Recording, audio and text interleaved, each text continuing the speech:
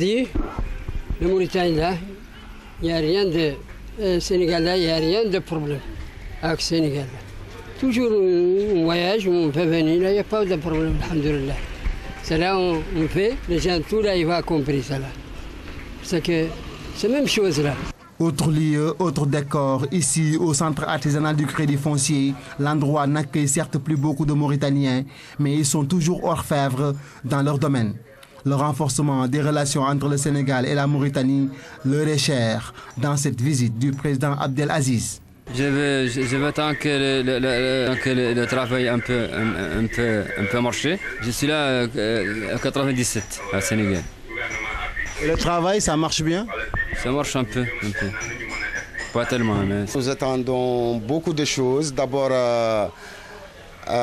améliorer notre condition de vie au Sénégal, avoir plus de bonnes relations avec la population et avec les autorités et gérer nos affaires dans la paix et faire être bien, quoi. Au-delà de cette visite qui renforce l'axe Dakar-Nouakchott, Mauritaniens et Sénégalais cohabitent dans les lieux de travail et dans la rue.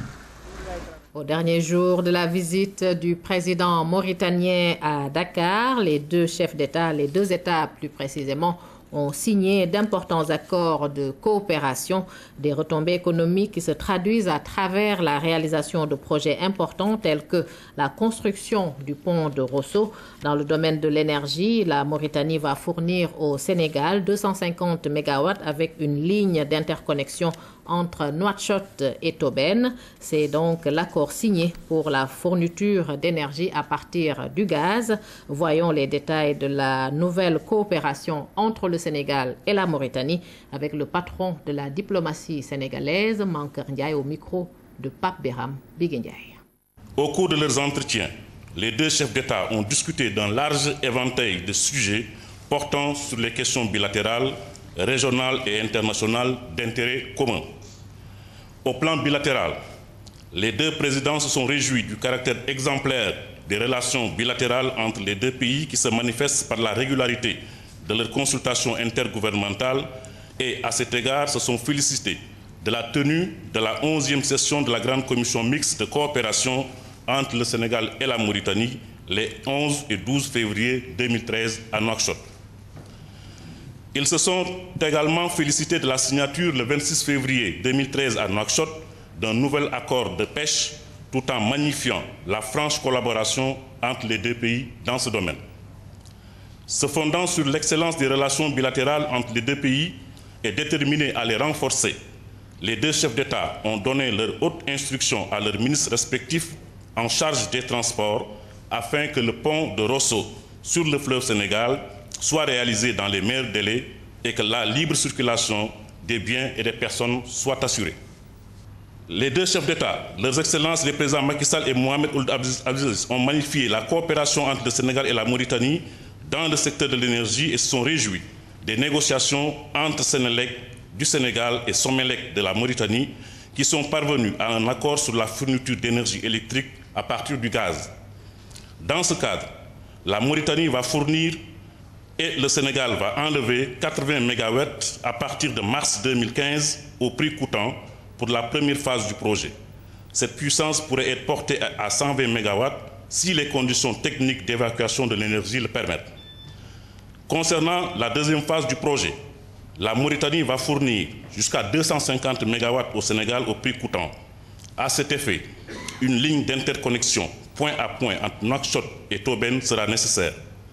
Les deux chefs d'État engagent les structures concernées à finaliser, conjointement avec les institutions financières, les négociations relatives à la réalisation de cette ligne. La Mauritanie s'engage à associer le Sénégal dans les négociations avec les différents acteurs impliqués dans l'approvisionnement du gaz, de la centrale, le financement, la construction et l'exploitation du projet de production d'électricité à partir du gaz. Dans le secteur des mines, les deux présidents ont réitéré leur engagement à développer le projet minier industriel commun de part et d'autre, avec notamment le gisement de Matam pour le Sénégal et ceux de Bofal et de Loubera pour la Mauritanie. En ce qui concerne la transhumance du bétail, les deux chefs d'État se sont réjouis de la signature d'un protocole d'accord en février 2013 et ont, à ce sujet, donné leur haute instruction pour une tarification harmonisée de l'eau au niveau des forages pour les cheptels sénégalais et mauritaniens. Son Excellence M. Mohamed Ould Abdelaziz, président de la République islamique de Mauritanie, a fait part du soutien de son pays à la candidature du Sénégal pour un poste de membre non permanent au Conseil de sécurité des Nations Unies pour la période 2016-2017 lors des élections qui auront lieu en 2015 à New York. Au plan sous-régional, les deux chefs d'État se sont félicités du dynamisme de la coopération sécuritaire entre les deux pays et, au regard de la menace terroriste qui plane sur l'ensemble de la sous-région sahélo-saharienne, ont souligné la nécessité de renforcer leur coopération pour une coordination des actions et un meilleur partage d'informations stratégiques afin de répondre aux défis sécuritaires multiples. Les deux chefs d'État ont évoqué la problématique de la paix et de la sécurité dans la région sahélo-saharienne et ont souligné la nécessité d'une collaboration franche et régulière entre tous les pays concernés. Ils se sont félicités de l'évolution positive de la situation sécuritaire et du processus politique au Mali, ayant abouti au retour à l'ordre constitutionnel. À cet égard, ils se sont réjouis de l'intervention décisive de la France, du rôle joué par la CEDEAO et de la participation exemplaire et salutaire du Tchad à la libération du septentrion malien. Les deux présidents ont exhorté par ailleurs les partenaires politiques maliens à persévérer sur la voie de la paix et de la réconciliation nationale. Les deux présidents ont exprimé leur satisfaction quant aux conclusions du 13e sommet des chefs d'État et de gouvernement de l'Organisation pour la mise en valeur du fleuve Sénégal, OMVS, qui s'est tenu le 25 mars 2013 à Nouakchott, et ont rappelé l'importance de cette organisation, facteur d'intégration et de coopération sous-régionale par excellence. Ils ont fait part de leur souhait de voir les négociations entre la Société de gestion et d'exploitation de l'énergie de Manantali, SOGEM, et la société sud-africaine ESCOM aboutir dans les meilleurs délais en vue de la signature d'un nouveau contrat d'exploitation. Au plan international, les deux chefs d'État ont échangé des vues sur la situation politique et sécuritaire en Égypte et en Syrie et souhaité que des solutions pacifiques soient trouvées afin que la vie de milliers de victimes civiles innocentes soit épargnée. À cet égard, ils ont souligné le rôle central du Conseil de sécurité dans le maintien de la paix et de la sécurité internationale conformément à la Charte des Nations Unies. Son Excellence M. Mohamed Ould Abdelaziz, président de la République islamique de Mauritanie, a exprimé sa profonde gratitude à son Excellence M. Macky Sall, président de la République du Sénégal, au gouvernement et au peuple sénégalais pour l'accueil particulièrement chaleureux et toutes les marques délicates d'attention dont lui-même et sa délégation ont été l'objet. Fait à Dakar le 11 septembre 2013. Voilà, communiqué final lu par le ministre des Affaires étrangères sénégalaise, M. Mankeur Ndiaye. Après le communiqué final, les ministres des secteurs concernés ont réagi. Avec le gaz mauritanien, le Sénégal bénéficie, je vous l'ai dit, de 80 mégawatts donc pour sécuriser son énergie. Autre révélation, la construction du pont de Rosso dans les plus brefs délais. Je vous propose d'écouter ces réactions. Bien sûr, ce fameux projet du pont de Rosso, où on a échangé, des décisions ont été prises et des instructions ont été données par les deux présidents pour activer l'exécution et la réalisation de ce projet qui lui, va changer toute la phase des transports entre nos deux pays et les échanges. Le pont de Rosso sera bientôt une réalité, les études sont assez avancées. Et nous allons commencer, suite aux instructions qu'on nous a données, nous allons commencer à prendre les contacts nécessaires pour son financement et sa réalisation. Ce voyage donc a consacré la réussite du processus de négociation entre les deux institutions en charge de l'électricité en Mauritanie et au Sénégal, en l'occurrence respectivement la Somelec et la Sénélec.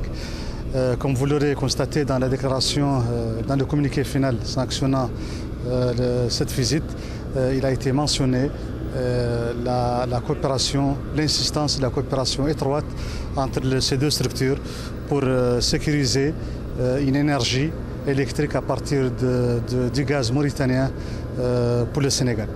Et on peut dire que déjà l'espoir est permis.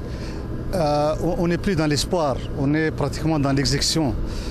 déjà en octobre 2014, entre octobre 2014 et mars 2015, la Mauritanie fournira et le Sénégal prélèvera 80 MW. Cette puissance ou cette énergie sera montée au niveau de 250 à partir de 2016 avec la construction des lignes point à point Nouakchott-Tobène. C'est un bon signe pour le Sénégal, la Mauritanie ayant accepté de nous céder une puissance de 80 MW sur sa production à partir du gaz. 80 MW représentant 20% de notre puissance de pointe actuelle. Ça nous permettra non seulement de libérer certains équipements qui sont en location et coûtent cher, mais également remplacer la production d'autres équipements. Ce qui aura comme impact de réduire les coupures éventuelles, mais également de réduire les coûts de production. Je le disais à l'entame de cette édition, le président mauritanien a donc quitté Dakar aujourd'hui dans l'après-midi au terme d'une visite d'État de 48 heures, visite fructueuse qui s'inscrit dans l'esprit d'une diplomatie économique traduite en actes par la signature d'accords de coopération. Donc les perspectives sont bonnes pour la consolidation des acquis et la relance des relations bilatérales. Pape Birame Biguindiaye.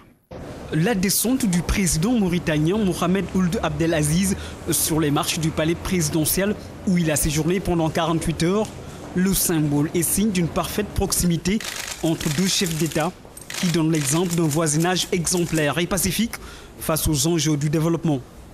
Dans l'esprit d'une diplomatie économique, les deux présidents ont exploité toutes les opportunités de coopération.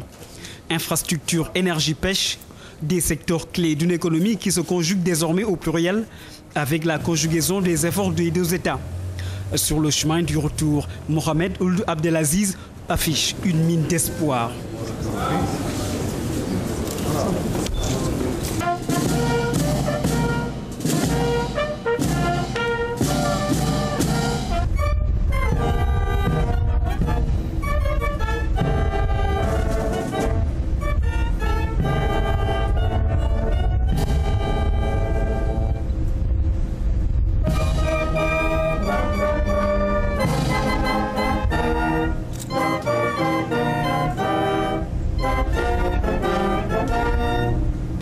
C'est l'acte final d'une visite d'amitié et de travail aux retombées économiques certaines pour les deux pays. Aujourd'hui, les premiers bénéficiaires de cette entente sur fond d'amitié fraternelle restent le peuple sénégalo-mauritanien. Parlons à présent de la feuille d'audience du chef de l'État. Barack Obama envoie 2 émissaires auprès de son homologue sénégalais, le président Macky Sall. Cela fait suite à la visite du locataire de la Maison-Blanche qui a décidé de passer à la phase pratique de la coopération entre le Sénégal et les États-Unis. Il s'agit de préparer l'arrivée des investisseurs américains dans notre pays en identifiant les secteurs d'investissement à prioritaire. L'un des envoyés spéciaux était le directeur de campagne de Barack Obama lors des dernières présidentielles américaines. Les voici au micro de Pape Birame Biguindiaye. Dans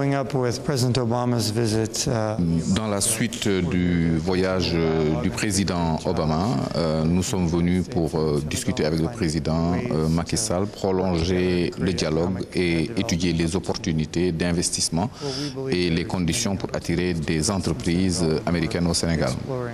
Nous pensons qu'il y a beaucoup d'opportunités entre les deux pays, que le Sénégal est un pays propice pour l'investissement. Nous avons parlé de beaucoup de secteurs avec M. le Président et nous allons affiner les discussions.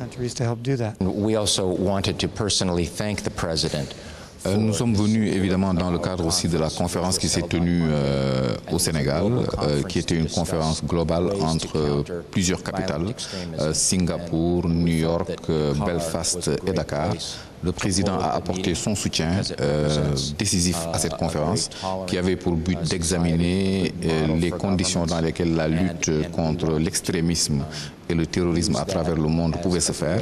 Nous avons pensé que le Sénégal, qui est un pays tolérant et pacifique, pouvait être le meilleur endroit d'où ce message pouvait être lancé. Nous tenons à remercier le chef de l'État pour son soutien décisif. Une des conditions pour lutter contre la violence et le terrorisme, c'est le développement économique, c'est de créer des emplois, c'est de créer de la richesse, c'est d'apporter de l'investissement pour que des milliers d'emplois puissent être